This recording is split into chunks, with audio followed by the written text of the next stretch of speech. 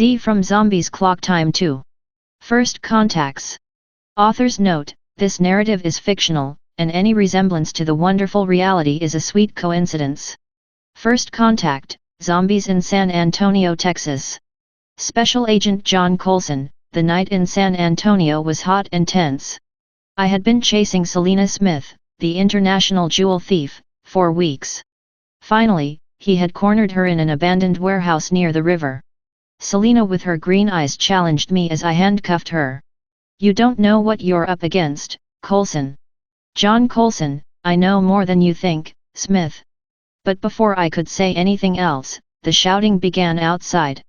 The gunshots echoed in the streets. Cars were crashing, and people were running in all directions. But it wasn't just the gunfire and the crashes that worried us. They were the figures that emerged from the shadows, the zombies. "What the hell is going on?" Selena asked. "I don't know, but we need to get out of here." I took my weapon and dragged Selena towards the exit. The zombies were in the streets, their eyes lifeless, their clothes blood-stained.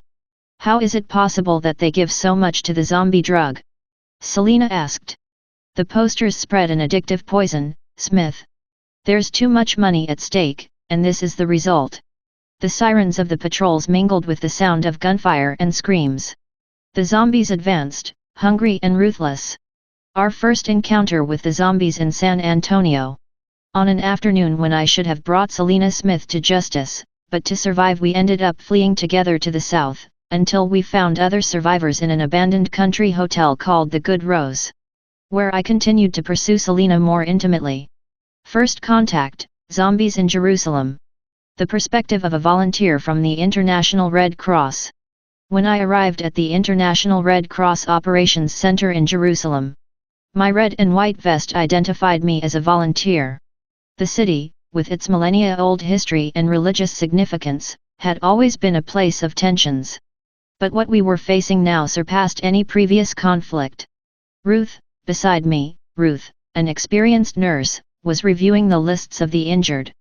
"Have you heard the rumors, Daniel?" I nodded. "Rumors about what, Ruth?"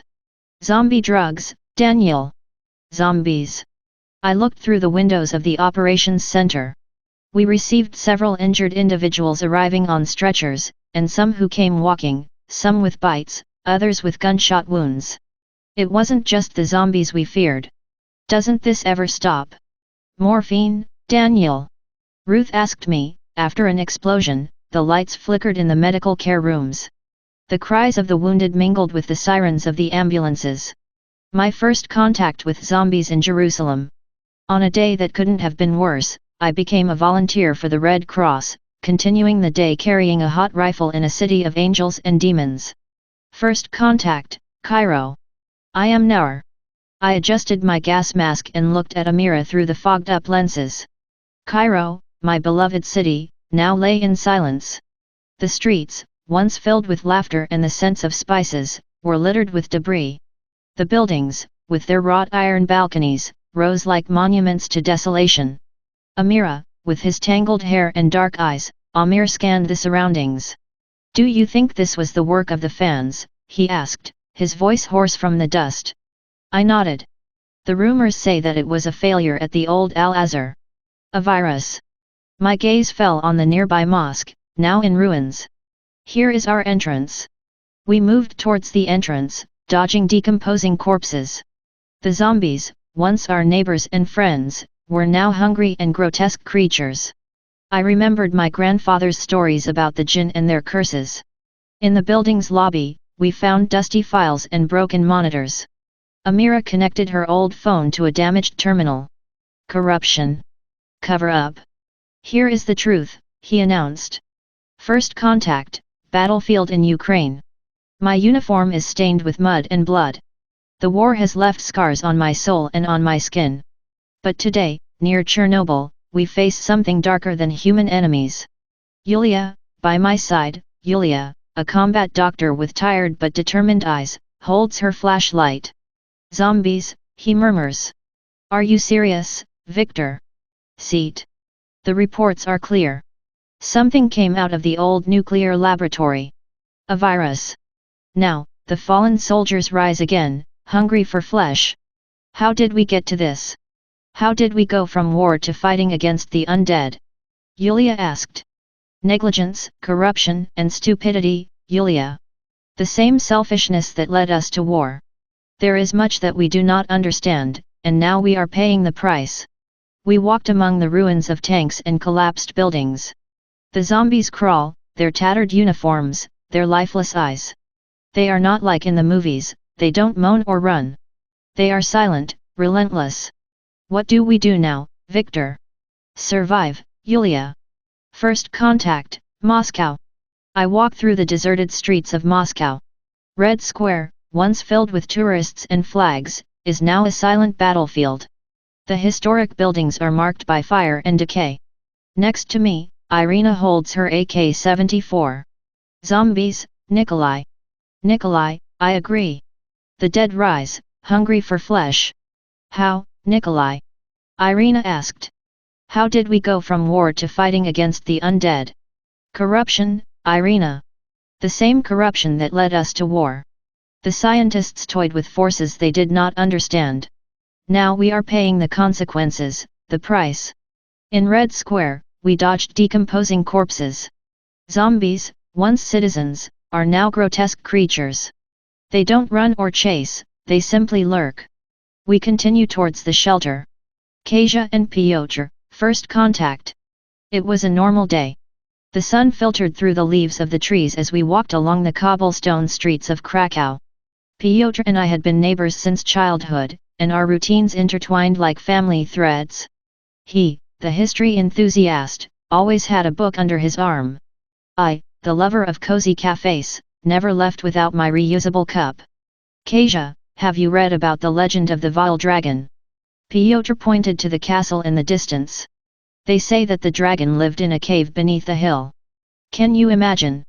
I laughed. Pyotr, that's just a story for tourists. But yes, I can imagine the dragon having coffee on the terrace. Our conversation came to an abrupt halt when we heard a moan. No, it wasn't the sound of a tired tourist. It was something darker, more visceral.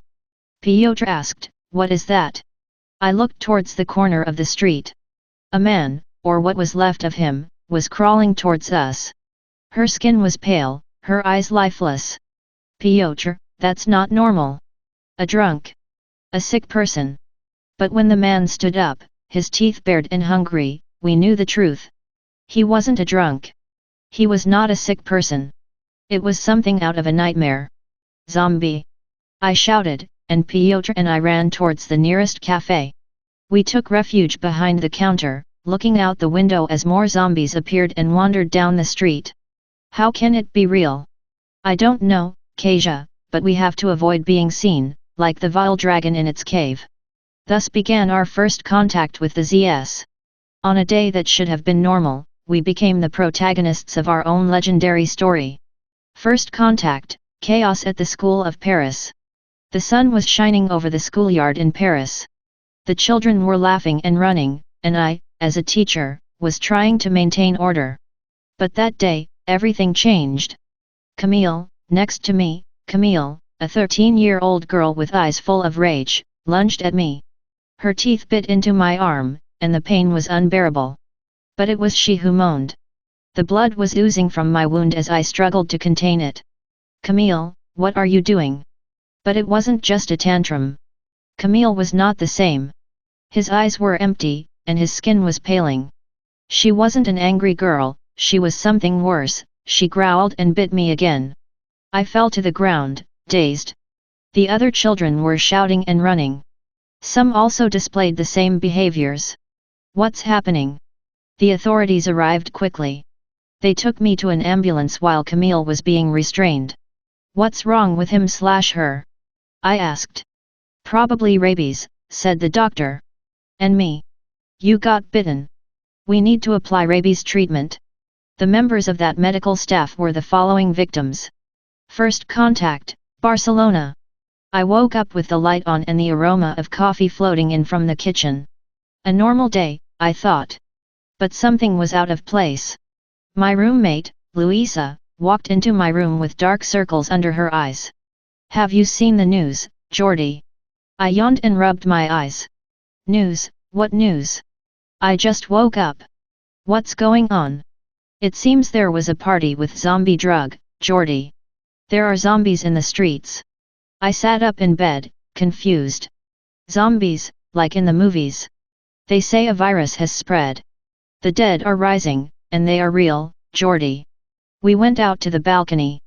The streets that used to be filled with tourists and locals were now deserted. The zombies wandered, their eyes lifeless, their clothes filthy. Let's see what we do, Louisa. On a day that should have been normal, we became survivors in situations that defy all logic. First contact, awakening in the zombie apocalypse at Mexico City Airport. Eve, the sun was just peeking over the horizon when I arrived at the airport. My flight was scheduled to depart early, and the security routine and boarding seemed normal. But something was out of place. It seems like your message is incomplete. Could you please provide more context or details? Beside me, Alex, a retired pilot, looked at me. Have you heard the rumors, Eve? I looked at him/her. Rumors? What's happening? Zombie drug, Eve. Intoxicated with fentanyl on the tracks. The situation is getting serious. I looked through the airport windows. The planes were motionless, and human figures were staggering across the runways. They weren't lost passengers, it was something very bad. Alex. They say that a virus spread from an international flight. The dead are rising, and it's real, Eve. The emergency lights began to flash. The alarms rang out at the airport. And I thought it was going to be a normal day. First contact zombie Islam. Rio de Janeiro. The heat beat down on the narrow alleys of the favela in Rio. The streets were filled with sun and shadows, reality, as always, harsh and ruthless. The favelas, with their stacked houses and inhabitants struggling to survive, were a world apart. Beside me, Isabella, with restless eyes and dark skin and hair, looked at me with determination. Lucas, have you heard the rumors? I nodded. Yes. I looked through the narrowness of the alleys.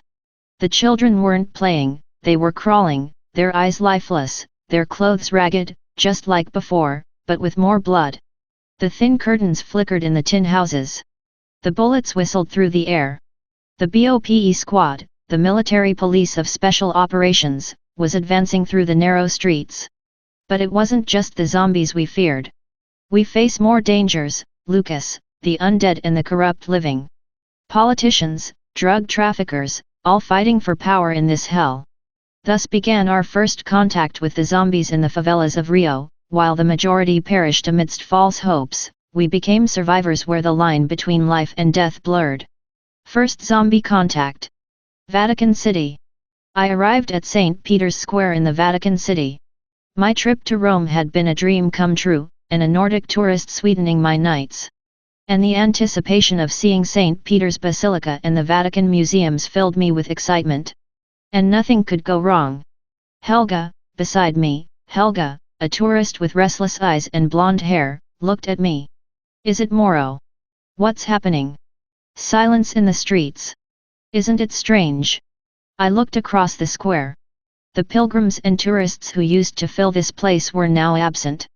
Very strange. They said that a virus spread. But they were talking about the zombie drug, Moro. The emergency lights began to flash at St. Peter's Basilica. The frescoes and statues seemed to look at us with sadness. There was no one, the place seemed abandoned, only the gentle wind and the distant sound of birds. Better that we go back to the hotel, Moro. I'm getting scared. Some human figures swayed, staggering in the distance. Helga and I walked with a strange feeling of cold through the deserted streets.